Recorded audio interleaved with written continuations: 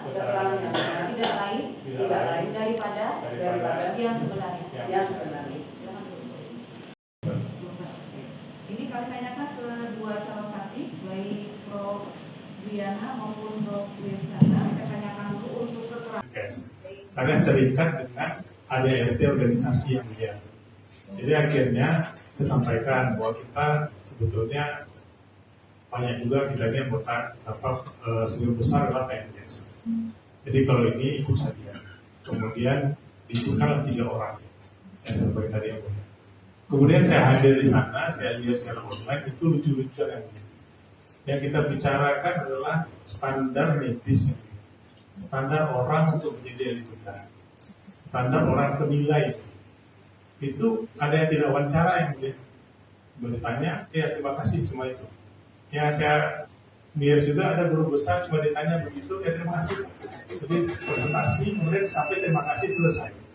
Tidak ada tanggung jawab, tidak ada tanya jawab satupun antara itu. Mungkin saksi lain bisa menjelaskan begitu. Kemudian tiba-tiba jadwalnya saya lihat sudah tutup, maksud 3 orang. Kemudian masuk satu lagi, saya sudah merasa bahwa ini akan ada permainan di sini. Akhirnya benar yang ini terpilih. Jadi yang sudah diatur atau bagaimana. Kemudian diapakan secara online yang kemudian. Kita kalau yang online itu kan kita kurang percaya. Karena pemilihan secara online kan bisa diatur suaranya. Jadi ini saya bilang kurang transparan. Jadi itu tidak transparan. Jadi baik secara materialnya diajukan juga tidak qualified. Sistemnya tidak transparan karena kita harus yakin bahwa betul one man one vote itu betul, bahwa tidak dimainkan oleh orang. Nah akhirnya ini terpilih. Kemudian saya lihat juga ada yang tidak nomor 2 jadi juga nomor 1 gitu. Kemudian lucunya yang muda ini lucu sekali. Masa ketua KPU-nya menjadi presiden gitu loh. Ketua pemilihan jadi ketua konsil. Oh ini ya. Bukan. Ini bukan dari dokter gigi Ade. Itu dia ketuanya, dia sebagai ketua itu pakai ininya. Kemudian dia jadi ketua konsil. Jadi ini saya lihat kita dulu biasanya itu dirembukkan berapa pihak. Karena ketua konsil itu posisinya sangat penting. Dan kemudian saya lihat yang dibedah itu ketuanya direktur rumah sakit. Kita melihat bahwa pemilihan yang begini ini dampaknya sangat luar biasa ke nantinya, ke belakangnya. Karena kolegium itu harus diurus full timer yang menjadi. Saya tinggal di Padang, hampir 2 hari seminggu full waktu saya di Jakarta untuk mengurus datanya. Tapi setiap hari saya bisa dihubungi rapat Zoom segala macam. Nah, karena memang masalahnya adalah pendidikan itu sangat banyak ya. Jadi kita memang kalau rangkap jabatan untuk ketua kolegium, apalagi dengan direktur rumah sakit, ditambah tidak berpengalaman sebagai dosen, sebagai pengajar, ini membahayakan ke depan ini. Jadi dari pemilihannya saya melihat bahwa ini tidak layak lah. Saya kira di dunia ini hanya satu kolegium, satu negara yang pemilihan kolegiumnya seperti pemilihan idol. Inilah kita katakan ini adalah ketua kolegium idol yang boleh. Mohon maaf saya seperti itu. Terima kasih. Nah, selanjutnya saudara saksi tadi kan saudara saksi menerangkan terkait dengan proses pemilihannya. Sebelumnya apakah ada pengumuman atau syarat-syarat yang disampaikan untuk memenuhi kriteria sebagai ketua kolegium, atau apakah ada usaha-usaha untuk melibatkan kolegium yang ketua kolegium sebelumnya untuk terlibat di dalam proses pemilihan ketua kolegium ini? Apakah ada pemanggilan atau melibatkan bagaimana? Ya, tidak ada. Tidak ada. Selanjutnya saudara saksi terkait dengan intervensi Menteri Kesehatan dalam kolegium ini, apa pengetahuan saksi apakah ada upaya-upaya baik itu bentuknya surat terbuka kepada presiden atau kemudian tadi sudah disampaikan mungkin ada uji material atau kemudian ada keberatan terkait dengan dikeluarkannya surat keputusan menteri ini? Bagaimana sepengetahuan saudara saksi? Saya rasa banyak dari profesi dan dari guru besar sempat menyampaikan. Ada somasi disampaikan, ada judicial review disampaikan juga, ada juga mengajukan kedudukan. Tapi untuk ketua kolegium ini setahu saya ya yang DPO ini satu lagi ada somasi dan 2 somasi yang diajukan oleh penasihat. Nah, sepengetahuan saudara saksi dengan adanya upaya-upaya terkait dengan dikeluarkan surat keputusan ini, apakah kemudian ada bentuk intimidasi dari Menteri Kesehatan katakanlah baik kepada para penggugat misalnya atau dokter-dokter yang menolak adanya surat keputusan ini, intimidasi dari Menteri Kesehatan sepengetahuan saudara saksi? Setelah kolegium, Ya, setelah adanya upaya-upaya. sepengetahuan saya tidak ada yang saya tahu ya. Ya. Artinya tidak langsung bahwa ini kan. Tapi kalau pengalaman saksi lain itu saya tidak tahu. Dari situ mungkin dari prinsip yang Pak, silakan Bapak. Ada yang ditanyakan ke saksi? Akan cukup? Ya. Ya, silakan. Terima kasih. Ya. Saudara saksi, dalam kapasitas sebagai saksi fakta, saya Mau izin, Makasih. mau terima Prof izin. terima kasih. BA panitanya. Terima kasih Prof. Saudara saksi, dalam kapasitas selaku saksi fakta, saya tidak minta saudara berpendapat. Saya hanya minta saudara menyampaikan apa yang saudara rasakan atau saudara alami. Pertama, tadi saudara menyatakan, saudara saksi tadi secara tegas menyatakan bahwa pemilihan atas anggota dan ketua kolegium itu didasarkan pada pemilihan suara yang dilakukan oleh anggota-anggota atau oleh para ahli bedah seluruh Indonesia yang bisa saja baru saja lulus atau bahkan tidak mengerti masalah pendidikan atau bahkan tidak sama sekali memiliki atensi terhadap persoalan-persoalan yang menjadi tugas tanggung jawab dan wewenang kolegium. Sehingga bisa saja mereka akan menjatuhkan pilihan bukan pada orang yang berkualitas untuk melakukan pendidikan, penjaminan terhadap pendidikan ahli bedah. Tadi kan Bapak bilang, saudara saksi tadi secara tegas menyatakan bahwa tugas kolegium itu adalah menjamin kualitas pendidikan ahli bedah. Seperti itu benar kan? Ya. Kalau begitu ada anggota-anggota di Sangir Talaut, ada anggota di mana-mana, Jawa Lunto di mana, ahli bedah yang baru lulus 5 bulan, 6 bulan, 7 bulan, mereka tidak mengerti sama sekali persoalan-persoalan tanggung jawab, tugas tanggung jawab kolegium. Kemudian mereka harus memilih anggota kolegium.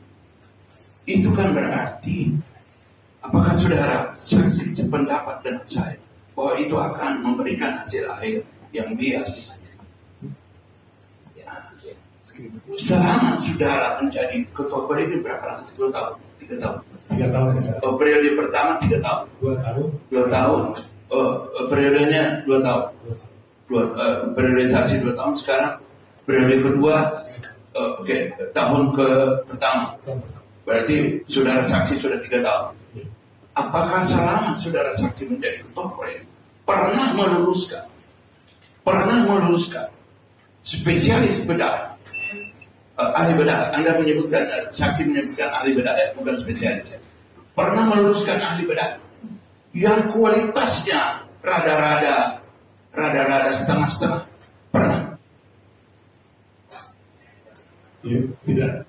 Tidak pernah. Tidak pernah. Tidak pernah. Artinya, ya yang mulia, artinya akan ada perbedaan kualitas lulusan ahli bedah. Tapi ini bukan dari saksi, dari saya bahwa akan ada perbedaan kualitas lulusan ahli bedah ke depan yang dengan demikian akan mempengaruhi kualitas layanan bedah pada masyarakat. Yang kedua, ahli, saya ingin menanyakan pada ahli. Pada saksi, maaf. Pada saksi. Saksi juga tadi menyatakan bahwa saksi ini sudah 30 tahun menjadi dosen. Artinya saksi tahu persis mana yang seharusnya diajarkan kepada calon ahli bedah. Artinya saksi juga tahu yang mana dari seluruh sekalian rangkaian ilmu bedah yang saksi kuasai, itu yang mana yang menjadi kebutuhan masyarakat kita, masyarakat Indonesia terhadap ahli bedah. Itu saksi tahu, Mas. Saya yakin bahwa itu saksi tahu. Iya. Tahu, tapi Iya. di bedah itu saya diajarkan guru saya bahwa kalau kita mengajar calon ahli bedah, kita harus mengajarkan seluruh ilmu kita punya sampai kita yakin kalau saya sakit, saya dioperasi oleh dokter saya. Kalau istri saya sakit, saya percaya dioperasi dokter saya. Iya. Anak saya sakit, saya setuju Iya. dioperasi oleh dokter. Ya, itu artinya saksi sangat percaya bahwa pendidikan ahli bedah yang sedang atau telah berlangsung itu sesuai dengan kaidah-kaidah pendidikan ahli bedah. Ya, ya. Ya, pertanyaan saya ahli, Saksi, Pak. saksi maaf. Pertanyaan saksi, saudara saksi, apakah kalau pertanyaan apakah nanti Bapak berpendapat? Pertanyaan saya, saudara saksi fakta melihat, saksi fakta ikut dalam proses apa tadi? Proses pemilihan itu, proses rekrutmen tadi itu kan saksi ikut juga kan? Melihat saksi hadir. Secara online, ya. Iya, secara online saksi hadir. Iya. Pada saat itu saksi mengajukan diri juga sebagai calon. Tidak. Oh tidak, saksi hanya menyaksikan saja. Ya, karena saya terikat dengan ADRT Kolegium Bedah. Iya, bukan itu pertanyaan saya. Pertanyaan saya adalah penglihatan saksi tadi, saksi melihat tata cara prosedur dalam pemilihan itu sangat berbeda dengan tata cara dan pemilihan yang saksi lakukan selama 30 tahun saksi menjadi dosen. Betul. Berbeda. Berbeda. Perbedaan itu menurut saksi tentu cukup berbeda, cukup tajam, tentu akan memberikan hasil juga yang berbeda. Betul. Ya, terima kasih. Terima kasih, Prof. Yang mulia. Ada lagi yang mau tanya, silakan. Saya menambah ada. Iya, silakan. Kreatif, Prof. Iya. Baik, terima kasih Prof. Bintang, saudara saksi. Tadi sudah dijelaskan oleh saudara saksi adanya fakta di lapangan, yaitu kekisruhan terjadinya dualisme kolegium ini, yang saya sendiri mendengar langsung dari KPS di Unhas, di mana telah terjadi kegagalan dalam melakukan ujian yang selama ini berjalan dengan baik, tidak pernah ada masalah. Tapi saat ini terjadi kegagalan, ya, karena tentunya karena adanya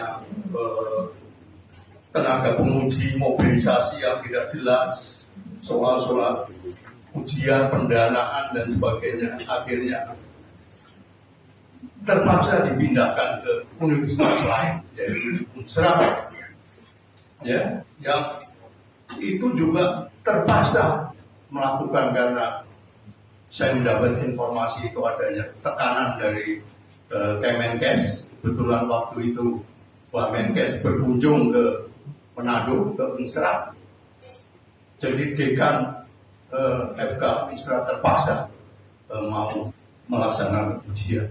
Itu tadi sudah dijelaskan. Kemudian yang kedua, yaitu kami mohon pencerahan yang ada hubungannya antara kolegium dengan program pendidikan spesialis yang berbasis rumah sakit atau hospital based spesialis, yang merupakan salah satu kebijakan yang kontroversial juga dari Menkes kita ini, yang terlalu sering membuat kebijakan-kebijakan kontroversial. Ya. Pendidikan hospital base ini juga terasa sangat dipaksakan, tidak siap, ya, tidak memiliki tenaga pendidik yang benar-benar mumpuni. Ya. Nah, ini yang akan menyebabkan seperti tadi, ahli bedah, terutama yang akhirnya mempunyai kompetensi di bawah standar. seperti Prof tadi sudah menjelaskan, ya, bahwa kita ini akan dioperasi seandainya. Sekarang ada pertanyaan, seandainya saya sakit, kemudian harus dioperasi, apakah ya saya akan nanya dulu ke dokternya, Pak Dokter, Anda ini spesialis bedah dari produk hospital base atau yang sudah biasa? Karena saya harus yakin saya akan sembuh atau bisa-bisa malah tidak sembuh. Ini kan sangat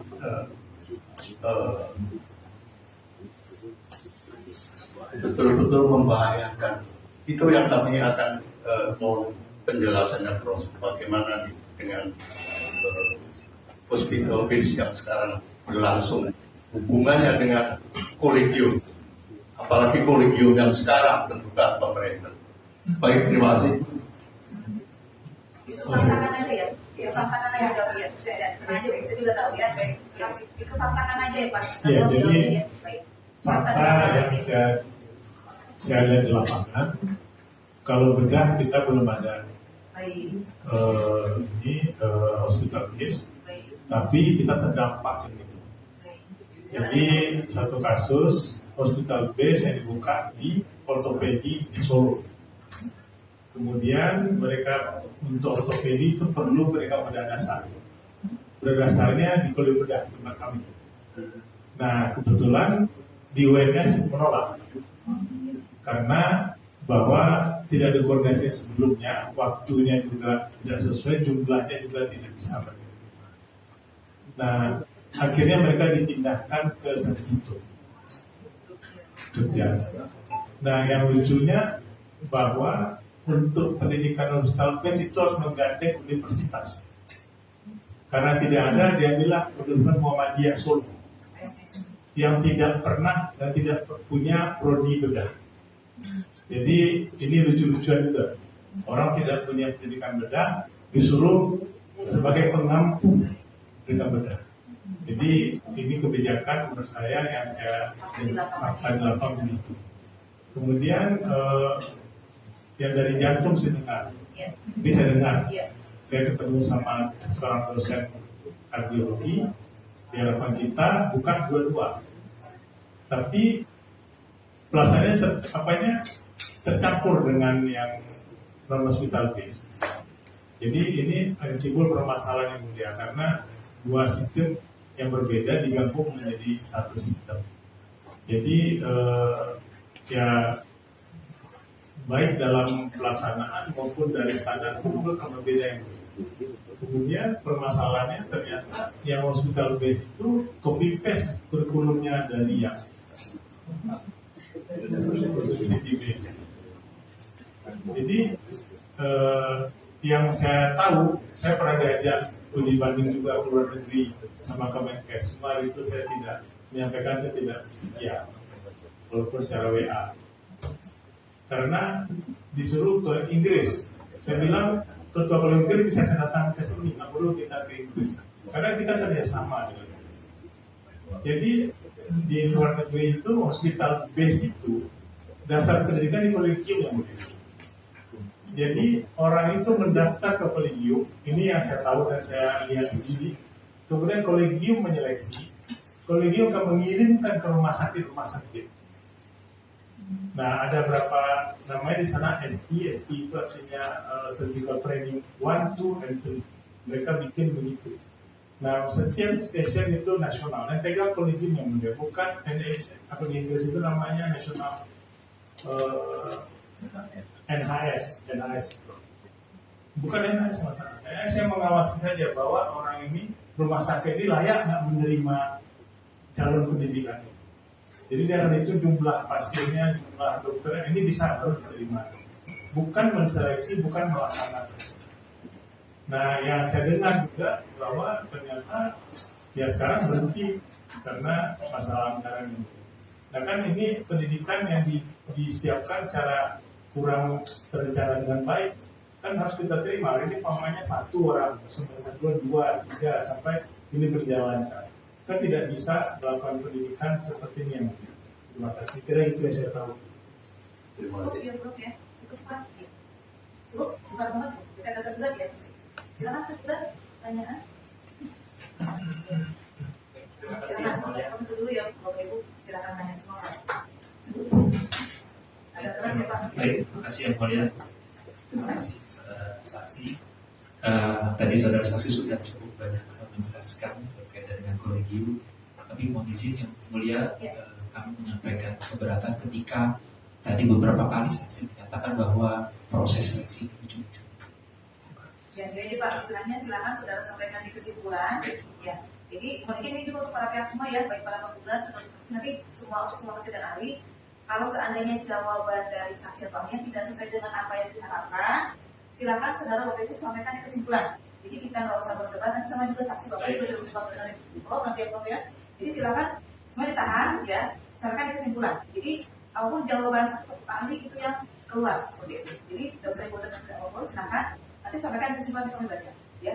Jadi kalau jawaban dari ketua ahli tidak sesuai dengan apa yang kita inginkan, ya mohon maaf, sampaikan catatannya di kesimpulan ya. Ini berlaku untuk ke semua pihak. Silakan Pak. Baik, terima kasih yang mulia. Ya. Izin saudara saksi, tadi saudara saksi sampaikan bahwa sepertinya ada versi kolegium versi saksi dan kolegium versi Kementerian Kesehatan. Ya. Nah, pertanyaan saya, sebagaimana di dalam PP 28 di tahun 2024, dalam rangka mengkoordinasikan pelaksanaan tugas, fungsi, dan kewenangan kolegium itu kan dibentuk Kolegium Kesehatan Indonesia. Nah, kalau versi saudara saksi, siapa yang melakukan koordinasi terhadap kolegium yang sekarang saudara saksi menjabat sebagai ketua? Ini Pak izin, Ibu juga saya ada ini, mungkin saya mulai dulu boleh Pak ya? Ya. Di sini ada tadi pertanyaan dari Pak Muhammad itu izin Prof. Jadi untuk objek di sini itu keputusan Menteri Kesehatan nomor HK 0107 Menkes garing 15/11/81 tentang penganggotaan Kolegium Kesehatan periode 2028. Prof tahu objeknya? Ya. Pernah lihat? Iya. Baik. Nah di sini kan ada 78 orang ya Prof ya Iya. yang terpilih ya. Iya. Kita faktakan ya. Ada 78 orang yang terpilih dari berbagai kesehatan. Ya Prof ya. Mulai dari kolegium bedah, kolegium kesehatan anak, aku dan seterusnya. Ya Prof ya seperti itu. Nah untuk kolegium bedah yang Prof saat ini sebagai ketua itu istilahnya maksudnya ke bedah saja ya Prof ya. Seperti itu. Betul. Baik. Nah yang Prof maksud Prof itu berdiri sejak tahun 78 dan sudah punya akta pengesahan dari 2009 itu 2000 itu berbedakah dengan kolegium ini Prof? Itu yang saya tanyakan dulu. Nah biar nanti itu ya Pak ya. Iya. Oke. Apakah berbeda atau bagaimana Prof? Ya. Beda Prof. Baik. Saya tanyakan dulu, Prof, kan Prof sudah 30 tahun lebih ya berkecimpung dalam kedokteran bedah seperti ini. Saya tanya, sebelum ada yang objek ini, yang 2028, apakah pernah ada tidak kolegium seluruhnya yang seperti ini tahun-tahun sebelumnya? Saya tanyakan kepada Prof. Tidak ada. Tidak pernah ada. Ya. Jadi kolegium itu dasar hukum tertulisnya keluar tahun 2012 Baik. dalam undang-undang itu. Undang-undang IKI adanya. Kemudian undang-undang kesehatan lama itu keluarnya sebagai organisasi profesi. Baik. Nah, dalam profesi itu ada kolegium. Baik. Jadi kalau dasar hukum Indonesia begitu. Baik. Nah, kalau kita lihat sejarah kolegium itu pertama kali dibawa ke sini oleh Profesor Samsul Hidayat. Dia pergi ada bukunya itu dia cerita bahwa di dia ditanya siapa yang mengatur pendidikan kompetensi dokter di Indonesia. Waktu itu belum ada. Nah karena itu pulang dipelajari buat dibentuk kolegium. Makanya pertama kali terbentuk kolegium Indonesia itu kolegium bedah. Kolegium bedah. Kemudian menyusul kolegium lain. Itu sejarahnya. Baik. Jadi, ya. Berarti ini baru pertama kali yang seluruh. Betul. Baik. Sebelum tahun 2024 belum pernah ada. Belum pernah. Baik. Ya. Kemudian adapun per masing-masing misalkan izin Prof kolegium bedah, yang lain kolegium anak, kolegium apa seperti itu. Iya. Itu seperti itu. Iya. Tadi dasar hukumnya tadi ya PP dan Menteri Kesehatan dan Prof. Samsul Maaf tadi, seperti itu. Ada undang-undang Dikti Undang-undang 2012. baik 2012 dan PP atau hanya itu saja. Undang-undang Kesehatan yang lama. Makanya dibentuk kolegium per masing-masing. Iya, Dan waktu itu belum ada yang di United atau disatukan seperti ini, tidak ada. Belum pernah ada, faktanya tidak ada. Belum. Jadi masing-masing satu Prof berdasarkan yang membentuk sendiri kolegiumnya. Iya. Seperti itu. Akhirnya tadi undang-undang Dikti dan undang-undang Kesehatan yang lama. Iya. Oke. Jadi yang Prof maksud, yang Prof sebagai ketua kolegium itu adalah ketua kolegium berdasarkan yang sudah tahu. Saya ilmu bedah. Ilmu bedah, baik ilmu bedah itu mendapat pengesahan 2010. Iya. Nah, tahun itu Prof, apakah ada tidak kolegium seperti ini, objek ini gabung semua dari anak berdasarkan dan lain-lain, ada tidak seperti Belum itu? pernah yang Belum pernah ada. Baru ini. Iya. Itu ya Pak. Silakan. Biar tahu tentang ini ya. Baik, terima kasih Yang Mulia. Pertanyaan selanjutnya Yang Mulia, pada saksi, Ya. apakah saudara saksi tahu ada majelis Kolegium Kesehatan Indonesia? Tahu. Nah, apakah kolegium versi saudara saksi itu berada dan berkoordinasi dengan MKKI? Dalam MKKI ini. Iya. Berarti kolegium versi saudara saksi itu berada dan berkoordinasi dengan MKKI, Majelis Kedokteran Kolegium Indonesia. Apakah saudara saksi tahu bahwa pembentukan objek sengketa ini ya, itu berdasarkan peraturan perundang-undangan yang ada dari Undang-Undang 17, kemudian PP 28, kemudian Permenkes. Kelihatan yang mungkin dia bukan ahli dia itu Nggak tahu? Tahu tapi karena saya bukan ahli sih. Baik, tahu itu aja Pak. Tadi saudara saksi sampaikan bahwa saudara saksi tidak mengikuti seleksi versi Kemenkes. Tidak ikut serta sebagai peserta. Tidak serta. Mengikuti. Tadi Pak, mengikuti. Makanya kan Saya tadi lihat. secara idol. Tadi kan sampai seperti itu Pak, gitu loh. Saudara saksi bisa mengikuti proses itu, mengikuti masuk ke dalam Zoom meeting itu, Mendampingi calon dari benar. mendampingi. Ya. Ada lagi Pak? Ya, silakan.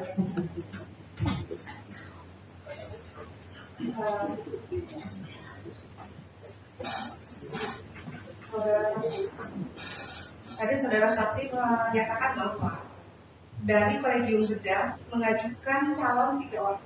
Betul. Dari mana saudara saksi mengetahui bahwa ada seleksi untuk kolegium kesehatan Indonesia? Kan disampaikan di Zoom. Dapat di WA. Jawab. Ya, berarti itu bentuk sosialisasi kan? Sebagai sosialisasi Hanya itu bentuk sosialisasi atau bentuk pemilihan? Jawaban tahu. Sosialisasi kurang gitu. Cuma menyampaikan bahwa ada jadwal pemilihan. Oh, ada Pengumuman pemilihan saja. Pengumuman. Iya. Ya, pengumuman. Yang Mulia, Ya, silakan. kalau berpanjang bilang berarti itu kan Iya. kesimpulan, nanti aja jadi kesimpulan. Saya Oke. juga pakai Siap. Baik, siap. Kami lanjutkan ya, siap. Sebelum Bapak soal saya ini dulu ya. Ya, baik. Sepengetahuan saudara saksi, kolegium yang sekarang sudah masih menjadi ketua itu merupakan badan hukum. Sementara saudara saksi, apakah ada rekomendasi dari Kemenkes ketika saudara saksi meminta ke Kementerian Hukum dan HAM? Oke, ini saya tanya dulu. Pak, pada saat mau mengajukan yang kolegium ilmu bedah yang salah kedua, ya ke Menkumham, apakah ada syarat harus izin dari Kemenkes tidak Pak pada saat mengajukan? Nah, ini yang masalah sekarang yang mulia. Ya, Jadi tahun 2010 tidak ada. tidak ada. Yang sekarang kita ajukan pergantian pengurus, ada kata-kata harus dimintakan rekomendasi dari Kemenkes. Itu yang mulia. Pada Jadi saat pengajuan tidak. Tidak diatur. Cuma ini kan ada perubahan kan tiap 2 tahun ya Pak ya. Iya. Nah ini baru ada aturan tersebut ya, baru dimintakan. Gitu. Baik, Tidak pernah. baik. Sepengetahuan saudara saksi, bagaimana peran kolegium yang dulu dan yang sekarang terkait dengan penerbitan STR dari sini? Bentar Bu, ini kan ada kolegiumnya yang objek, kolegium kan sebuah kolegium. Baik, kolegium kolegium bedah Ya, yang ya. dan penerbitan STR. Ya. STR itu bukan kolegium menetapkan. STR itu konsil. Konsil. Apakah ada peran dari kolegium? Dari kolegium hanya menguji bahwa yang bersangkutan kompeten, nanti konsil akan menerbitkan STR. Tadi saudara menyatakan bahwa kolegium merupakan bagian dari pemerintah menjalankan peran secara mandiri. Itu saudara tahu dari mana? Maksudnya bukan bagian anggota kolegium seperti saya PNS. Jadi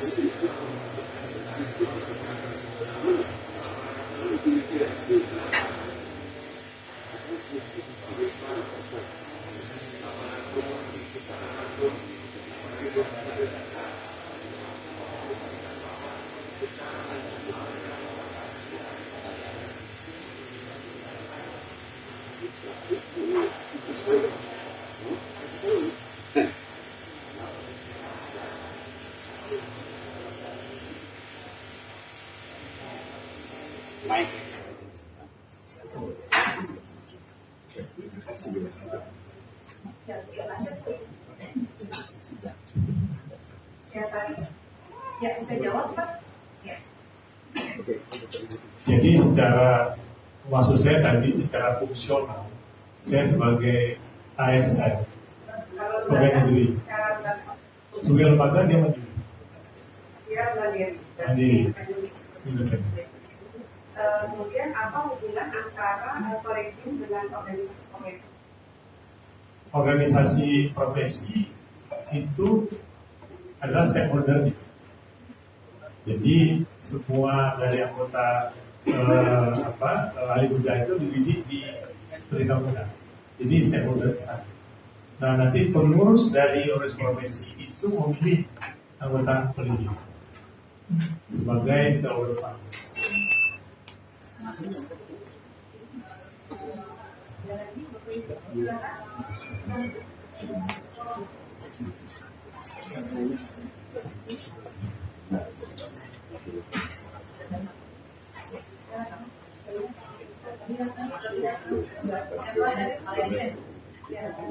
Saudara saksi, sepengetahuan saksi, bagaimana hubungan koordinatif antara kolegium yang saudara saksi pimpin dengan MKKI dan organisasi profesi?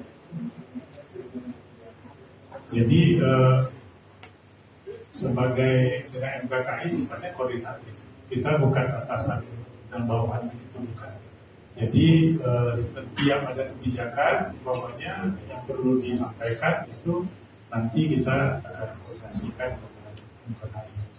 Namun demikian sebetulnya sifatnya itu bukan otoritatif. Kemudian juga apalagi sifatnya kesejahteraan. Jadi dalam pelaksanaan kegiatan, kemudian rata-rata tuh paling jarang berapa kali, tapi lebih banyak MKKI itu melakukan pembinaan. Karena tidak semua kolegium itu artinya sosial sama usianya, karena ada yang baru. Contohnya kolegium akupuntur itu baru berdiri, itu perlu nanti dididik oleh MKKI. Kalau kita dipegang ketinggalan karena apa itu sudah lama, jadi saya kira sifatnya lebih banyak koordinasi. Tapi kalau yang baru biasanya sudah diminta, ada bagaimana pelaksananya dan biasanya dibantu dari MKKI. Itu dengan MKKI ya. Kalau dengan organisasi profesi apakah ada hubungan koordinatif? Kuat sekali. Seperti apa saudara? Setiap rapat saja mereka ketua, wakil ketua dan tambah 3 anggota. Kuat sekali deh. Jadi memang kita cetak itu kan terjadi di situ. Jadi ada kaitannya di sana. Apakah itu harus, tadi kan saudara saksi katakan harus selalu bersama gitu ya ketika rapat. Apakah peran mereka itu cukup dominan gitu atau sesuai dengan porsinya? Jadi begini, kita di kolegium itu hampir semuanya sebagian besar dosen. Kemudian dosen ini lebih bebas. Umpamanya begini, kita akan melaksanakan pelatihan. Pelatihannya rutin. Kita punya base campnya di Bali. Kenapa dipilih Bali? Mohon maaf karena bedah itu perlu pelatihan anak Bali. Jadi di sana tersedia, kita training di sana, itu harus 2 minggu di sana. Kalau bukan dosen, meninggalkan tugas 2 minggu bermasalah. Nah, kalau dari sebuah profesi dia tidak sempat karena dia bekerja di rumah sakit. Dia tinggalkan 2 minggu, pelayan tertinggal. Kalau kita seperti saya, tugas pokok saya mengajar. Kalau saya pergi 2 minggu, memang tugas saya di sana. Nah, karena itu sebagian kita libatkan dalam training, sebagian lampu kunci ada. Tapi untuk pelaksanaan sehari-hari, tentu mereka tidak bisa karena waktunya. Tapi tetap itu merupakan utama dari kolegium. Dan sebagian pelaksana kolegium anggota profesi juga. Menurut saya, anggota profesi saya di kolegium juga. Jadi ini sifatnya saling tumpang tindih. Cuma kita saling paham saja bahwa yang bersangkutan harus tugas, ya berarti yang ke sana. Jadi begitu. Kalau saudara saksi tahu tentang kondisinya tadi ya, secara garis besar saksi tahu tugas dan fungsinya kolegium kesehatan Indonesia. Dari ini tahu, kan disampaikan dalam SK-nya sampaikan tugasnya. Apakah output dari kolegium calon saudara saksi itu? Maksudnya? Atau saudara saksi punya satu apa? Maksudnya belum dengar maksudnya. Output dari kolegium apakah tadi hasil kerjanya? Hasil kerjanya ahli bedah yang kompeten. Kita mendidik orang dokter umum menjadi dokter bedah. Itu tugasnya dari kolegium, tugasnya ke prodi, program pendidikan studi bedah. Dan di atasnya kolegium yang mengampu artinya mulai trainingnya, menyiapkan kurikulumnya, kemudian menguji. Dan menguji itu ada di undang-undang dikti bahwa harus menguji dari prodi, diuji bersama kolegium, baru mereka ini jadi ahli bedah. Begitu. Jadi kursialnya begitu. Nah, penjabaran tadi itu yang saya sampaikan untuk menghasilkan ahli bedah yang kompeten itu perlu tanda kompetensinya, perlu kurikulumnya, perlu trainingnya, perlu ujian-ujiannya, ini dikelola oleh kolegium. Nah, anggota kolegium kita itu sebenarnya dosen-dosen yang ada di seluruh Indonesia. Dosen-dosen ada di seluruh Indonesia. Jadi orang-orang yang sudah kita istilahnya sudah mengikuti kader sebagai guru, sebagai dosen. Karena dia harus ikut pelatihan pekerti dulu, Bu. Makanya nggak bisa sembarang orang 10 tahun, 20 tahun ikut jadi dosen, nggak bisa. Karena dia harus pelatihan pekerti dulu, pelatihan pekerti, kemudian nanti ikut magang sebagai dosen asistennya, sebagai dosen. Kita semua pengalaman dalam pendidikan S1. Di dengan spesialis juga begitu. Jadi tidak semua orang, saya sudah 10 tahun bedah saya dosen, tidak. Itu ada teknik mengajarnya, ada teknik-teknik bagaimana memberikan ilmu, memberikan ujian pada ini. Seorang dosen yang profesional pun sebetulnya dia bisa menguji itu sudah 7 tahun. Jadi tidak mungkin orang baru tamat kejadian yang di Palembang kemarin setahun tamat langsung menguji. Itu kejadian karena kolegiumnya tidak kompeten menurut saya, maaf saya bicara. Tidak kompeten, karena ketua pun tidak kompeten. Sekurang-kurangnya ketua kolegium itu pernah menjadi ketua prodi menurut saya, harus. Karena dia harus paham pendidikan anaknya bagaimana sampai dia punya wawasan untuk bisa menjadi ketua kolegium. Jadi memang panjang jalannya, bukan tiba-tiba birokrat jadi direktur rumah sakit bisa ketua kolegium. Saya kira itu profesi yang berbeda. Ini profesinya lebih menyasar adalah profesi dosen atau guru, bukan profesi birokrat. Dan ketua kolegium tidak digaji yang mulia. Saya sudah 7 tahun setelah faktor di kolegium, gaji saya 0 digaji. Ya cuma dari universitas memberikan kita waktu bahwa sebagai ketua kolegium kita dihargai SKP-nya yang dulu. Cuma itu yang kita. Terima kasih. Saudara saksi, kalau saksi selama ini ada nggak sih standar bagi anggota kolegium yang tadi misalkan harus ajar, selama ini ada nggak standarnya? Di undang-undangnya ada. Undang-undang yang baru ada. Undang baru itu ditulis sana, anggota kolegium pertama guru besar, kedua para ahli di bidangnya, kemudian dari anggota profesi yang lain. Jadi saya kira dari undang-undang ada ditulis. Undang yang baru sudah menjelaskan kompetensi dari anggota kolegium. Iya, cuma yang undang baru itu tidak jelaskan ahli di bidangnya itu apa. Saya dikatakan ahli bedah, baru ahli bedah. Mohon maaf, mungkin saya ahli dari bedah. Karena saya pegang bedah, ditambah lagi dari S3, ditambah lagi dari SP2, mohon maaf, bukan kebanggaan diri. Tapi saya bisa mengatakan daripada ahli bedah, saya ahlinya ahli bedah. Semua guru-guru di sini adalah ahlinya ahli. Jadi kalau disamakan bahwa ahli bedah boleh mendidik di anggota kolegium, itu keliru. Tidak bisa, karena dia tidak berpengalaman mendidik, tidak berpengalaman mengajar, tidak berpengalaman menguji. Nah, bagaimana kita menyerahkan anak didik sama orang yang tidak berpengalaman? Apalagi dia akan menguji kompetensi. Begitu. Ya, saya mengharap mudah-mudahan kita tidak berpengalaman di operasi nanti oleh bedah tidak kompeten. Itu yang saya takutkan. Jadi saya duduk di sini bersedia ini bukan apa-apa. Saya takut anak cucu saya dioperasi oleh bedah itu. Gara-gara peraturan yang keliru.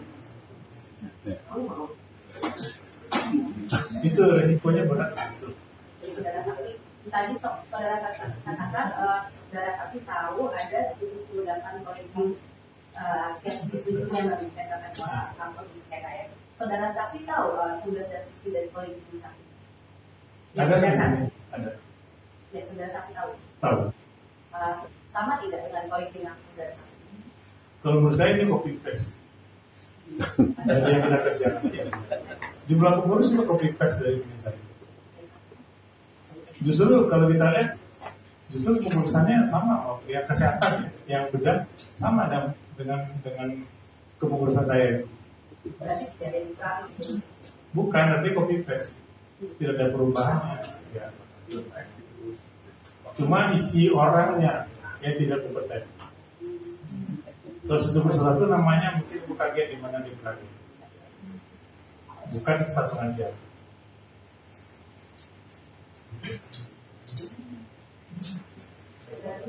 Ya, silakan. Izin tambah pertanyaan, ya saksi. Apabila ada kompetensi atau kompetensi yang berbeda antara satu kolegium dan kolegium lainnya, apa yang harus dilakukan? Nah, itulah peran dari MKKI. Apa itu? Majelis kolegium ditanyakan tadi. Apa yang dilakukan oleh MKKI? Kita rapatkan, kita bicarakan baik-baik, kita debatkan mana yang ini, mana yang berlebih. Jadi sampai ada kompetensi itu, kita bisa mendidik di tempat saya kan bedah. Kita didik juga bedah ortopedi di sana, bedah dasar, kita didik bedah plastik di sana. Jadi koordinasi di sana. Ya. Sekarang kita ke intervensi. Ada pertanyaan? Silakan. Ya, Pak. Ya, silakan. Iya, Prof. Ya.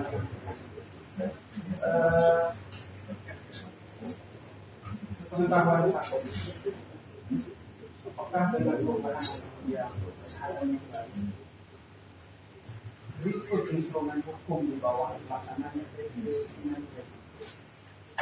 itu mempengaruhi eksistensi kolegium yang ada, sehingga diperlukan penyesuaian atau memang harusnya tidak perlu dilakukan. Menurut pengetahuan saksi seperti apa lahirnya berbagai istilah. Oke.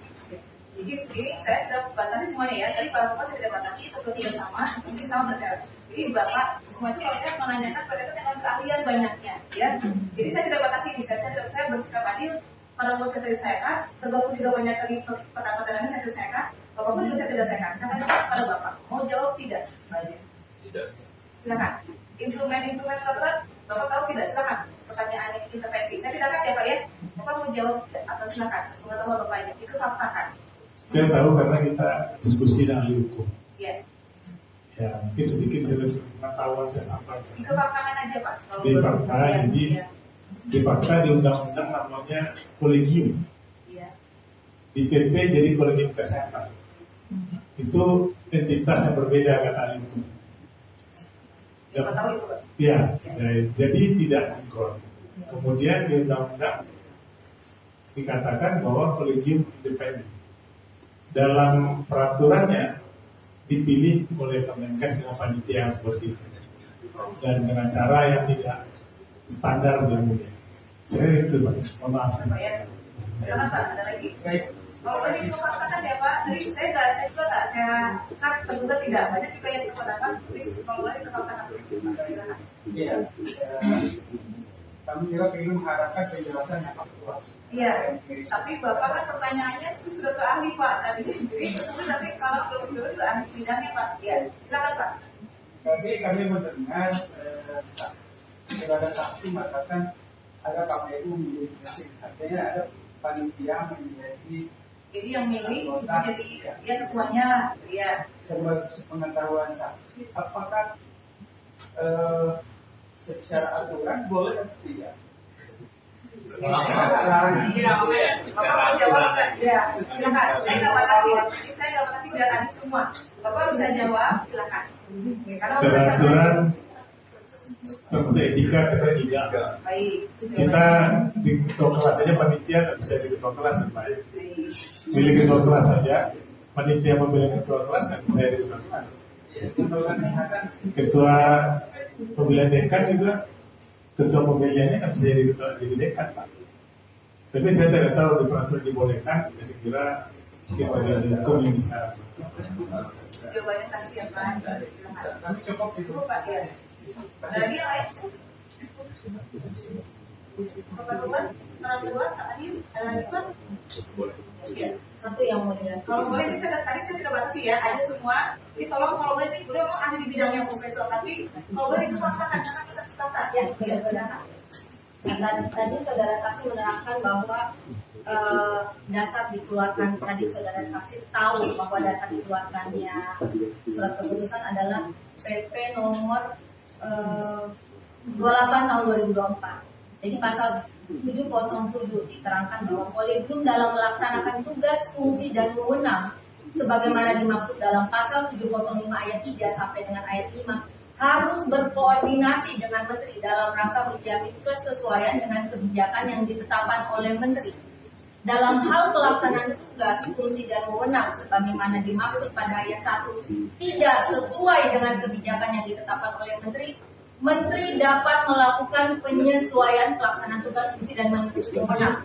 Pertanyaan saya terkait dengan kolegium yang dibentuk oleh surat keputusan menteri ini, apakah kebijakan yang dikeluarkan oleh kolegium ini harus menyesuaikan dengan kebijakan Menteri Kesehatan? Jika harus, bagaimana dengan kolegium yang sudah ada sebelum dan tidak dibentuk oleh keputusan menteri? Sepengetahuan saya. Iya. Kalau yang saya lihat dalam peraturan tadi memang tidak independen sekarang, bertentangan undang-undang. Karena dia harus sesuai dengan kebijakan menteri. Jadi jawabannya pendapat makanya. Nanti tanya-tanya ke ahli. Ya, makanya saya tanya kalau sebelumnya ada harus menyesuaikan dengan kebijakan Menteri Kesehatan tidak atau independen? Sepengetahuannya saksi. Sebelumnya tidak. Cukup. Jadi ini amat sangat tipis soalnya ya. Kalau saya nanti ya tentu ada lagi. Cukup ya intervensi. Cukup baik.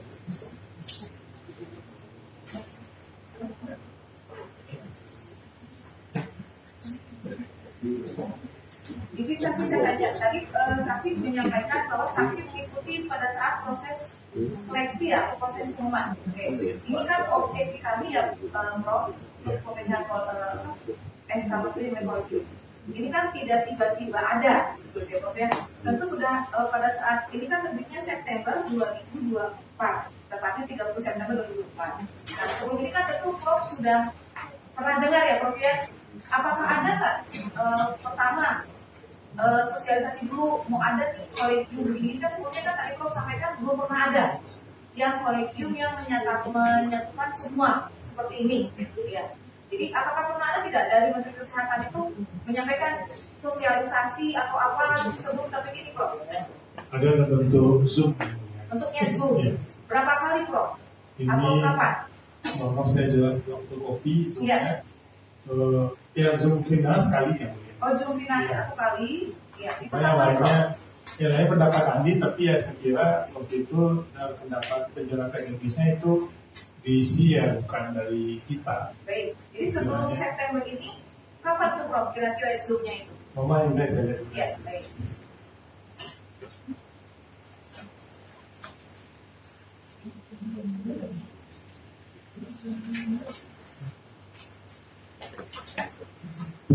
Kalau nanti jadikan bukti aja Prof lewat para pemuda yang kuasanya, ya. Nanti aja Prof nggak apa-apa. Berarti ada Zoom ya Prof ya di sebelum ini, ya. Ada tapi waktunya mepet sekali. Baik, bulan September juga Ya, atau September juga. Baik. Kemudian ada ini nggak istilahnya penjaringan yang mau daftar jadi di sini gitu Prof. Ada pendaftaran tidak Prof? Ada, selesai 2 hari ya mulia. Oh 2 hari itu daftarannya sebelum Ya, ini. ya.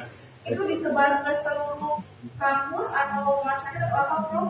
Lewat WA aja saya lihat. Oh WA, yang Prof tahu Prof dapat WA-nya? Dari WA. Dapat. Dan itu harus mendaftar. Iya mulia, Harus lewat daftar. statusnya. Baik. Kemudian tim seleksinya siapa saja Prof yang Prof tahu kalau mendaftar? Tim seleksinya ada berapa orang yang mulia, ada dari dosen juga saya lihat, ada dari Kemkes, tapi ya karena jumlahnya kan 78 yang mulia. Iya. Kemudian waktunya 2 hari, Iya. disuruh presentasi, ya tidak ditanya yang mulia. Baik. Ya terima kasih, gitu aja udah selesai. Di sini Prof, berarti dari sosialisasi kemudian penilaian apa hanya 1 kali Zoom saja Betul ya mulia. sampai terbit ini. Betul. Tidak ada sosialisasi terpisah, kemudian pengumuman resmi pendaftaran dan lain-lain.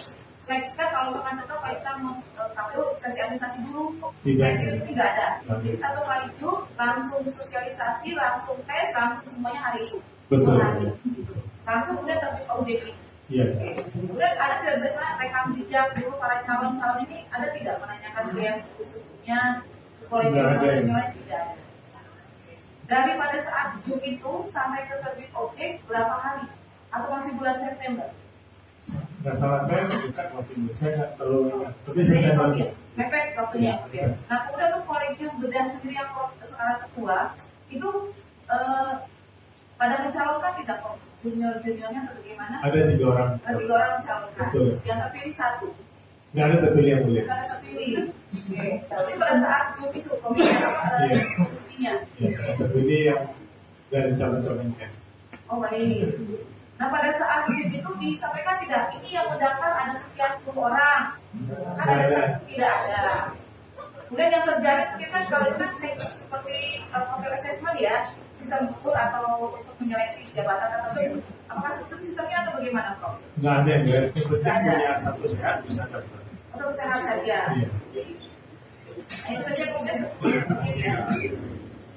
Cukup ya, Bapak Ibu ya. Cukup ya, Prof. Oke, ada yang mau sampaikan lagi, Prof, selain tadi yang kami tanyakan?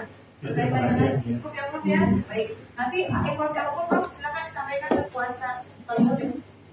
Silakan, Prof. KTP-nya terima kasih banyak, Prof. Silakan saya kursi pengunjung, Prof. Untuk sanksi yang kedua, silakan.